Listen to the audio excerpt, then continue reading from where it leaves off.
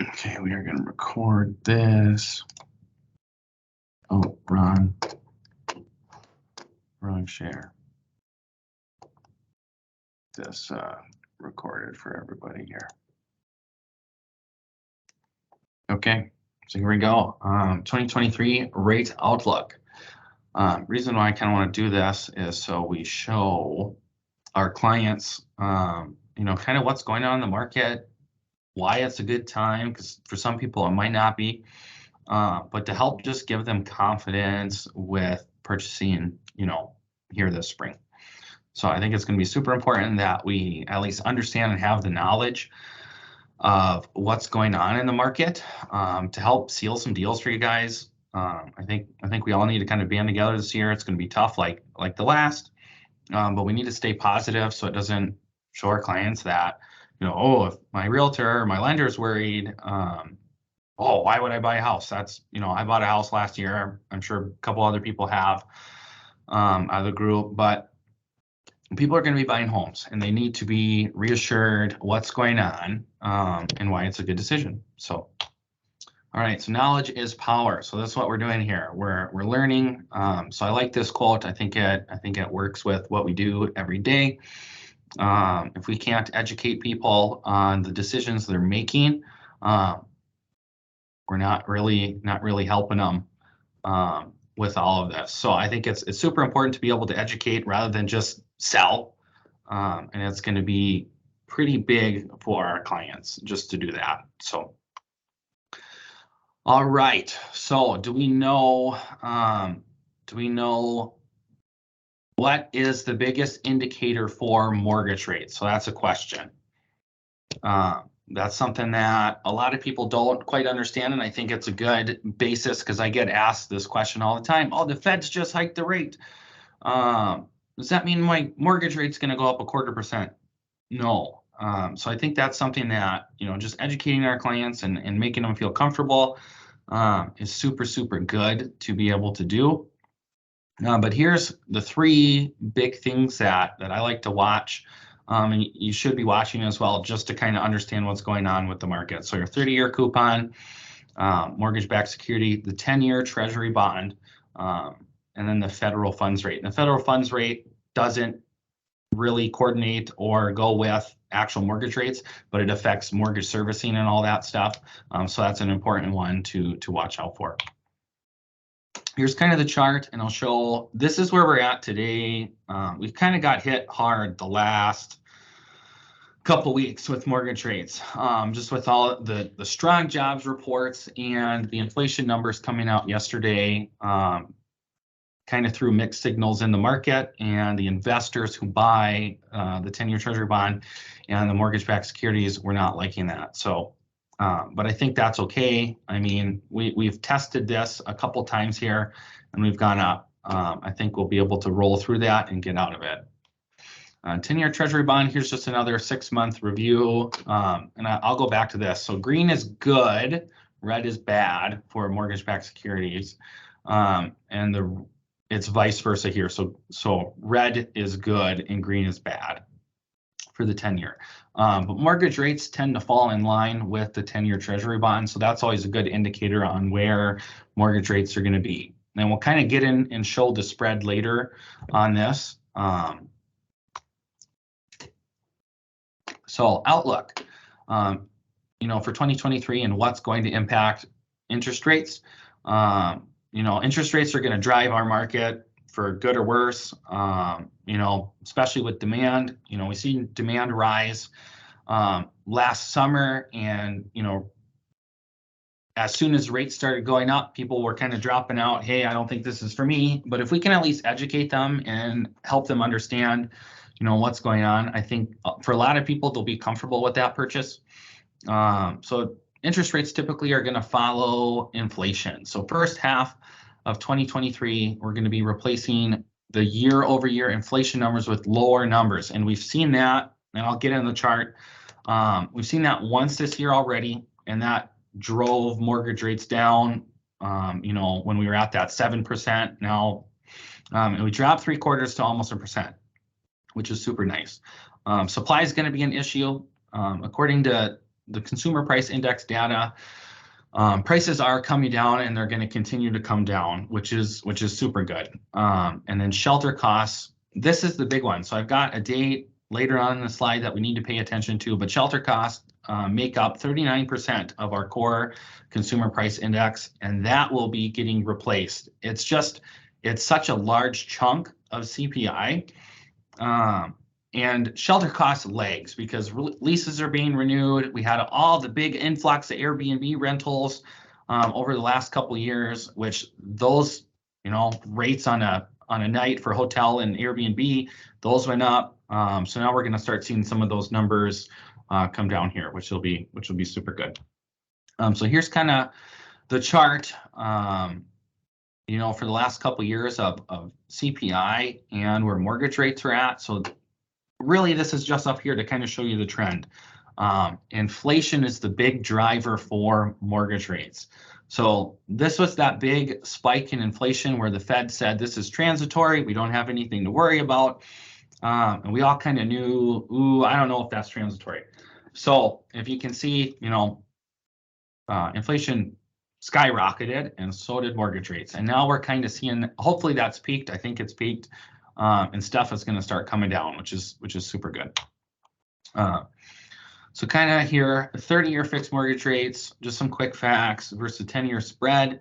And I've got a chart to show this too. Over the last 35 years, the normal spread was between 1.75 and 2%. So that's kind of where the 10-year treasury is at. That's where mortgage rates are going to be. So that's kind of the spread with those. And in 2022, the spread was over 300 basis points, over 3%, which is just ridiculous.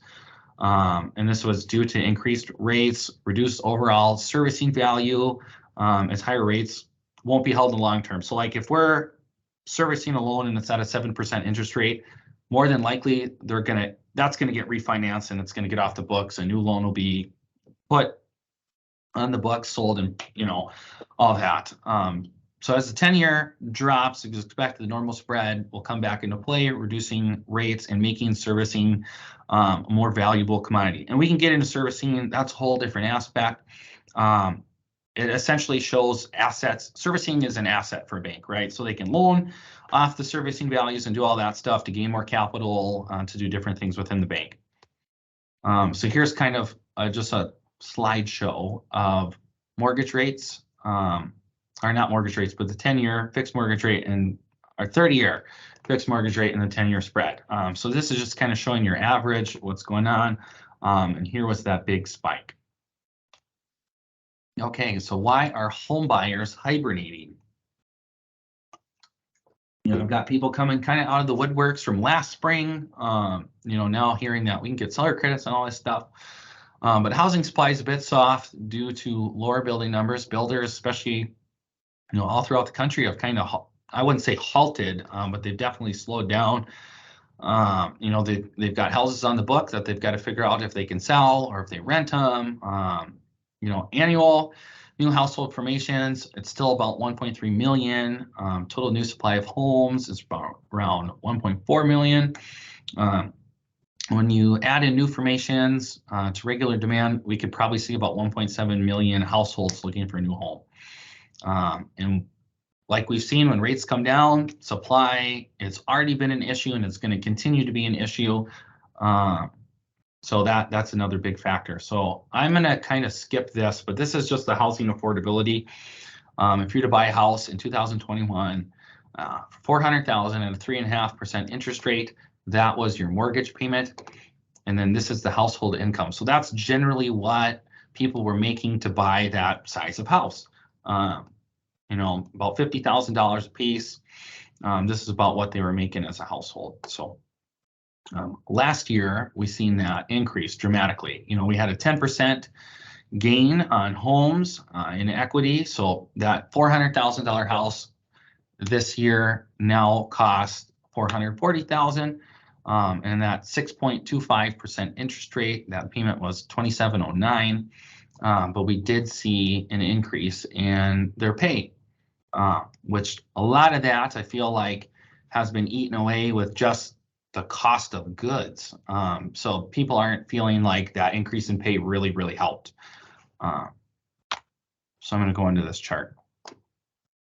So we can kind of dive into this. This kind of explains a little bit better.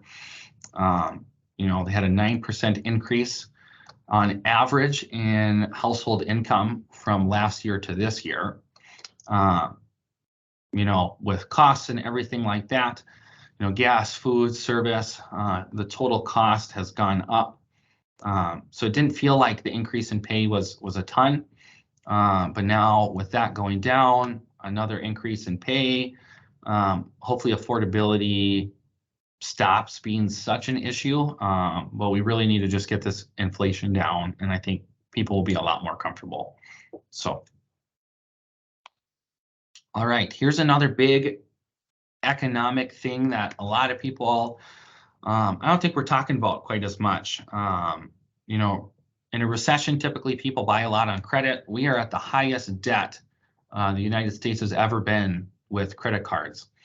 You know, and that's not necessarily a bad thing if people are, you know, using debt to buy assets, but this is credit card debt. So this is people are funding their life, you know, doing all sorts of things just with credit cards, and their savings is dwindling, which is not a good thing. So I think we might see some issues with that, especially if we go into a recession, if people are already maxing out their credit cards and they lose their jobs.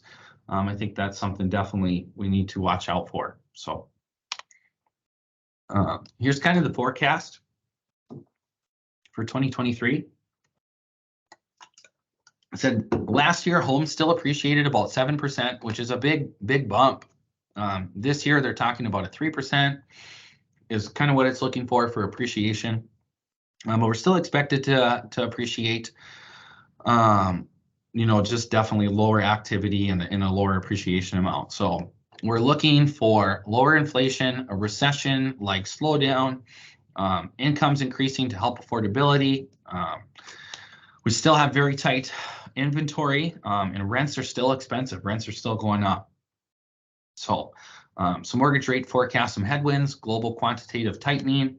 So they're tightening up the money supply, which is what they've been doing with the rate hikes. And a lack of central bank buying. They're just not buying as much bonds. They're not buying as many mortgage-backed securities, which makes everything more expensive. So, and some tailwinds, kind of towards the end of this year, I think we're going to have lower inflation numbers. We're going to have excessive retail inventory. And with rates coming down, we're going to increase our servicing value again, and rates typically decline during a recession. So, we can look forward to this, and I think, you know, staying positive is big. 30-year rates should be moving to about 5% in the first half of this year. They were kind of thinking end of the spring, just with the reports that came out this week with inflation and jobs. I'm going to tend to feel like that's probably going to hit mid to end of summer now. I think things are going to get pushed back a little bit. We've got a couple months of maybe some shakier inflation numbers, you know, but once that 10-year U.S. Treasury gets to about a 3%, we should be at about a 5% on mortgage rates. But watch out for May 10th. That shelter cost for the CPI report is going to get replaced. And that's big because we already went over as 39% of the CPI. And if that gets replaced with lower numbers, we should see a huge jump in positivity for the market, decreasing mortgage rates. And here's kind of, we're going to go into just a quick chart on recession indicators. So you can see 10-year minus the 3-month bond. This is when, you know, we get into recession territory. You know, had one just a couple years ago before COVID, and then now we are definitely due with where that is sitting. Just some good YouTube channels and newsletters to watch. MBS Highway, so Barry Habib runs that. I'm subscribed to his service. That's where I got a lot of this info from. But he has a YouTube channel. He puts out some of his content on there, and that's super valuable just to kind of, you know, refresh and go over things.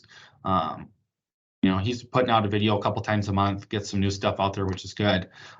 The Resource TV, I really, really like this one. They're on YouTube. He gets on some of the big realtors, mortgage lenders. Barry Habib has been on there quite a bit, just talking about the market. Housing Wire is a good newsletter, and Mortgage News Daily is also a super good newsletter. So we're going to pop into the Q&A. So yeah, we're going to go over that. Let's open up for questions. What do you guys think?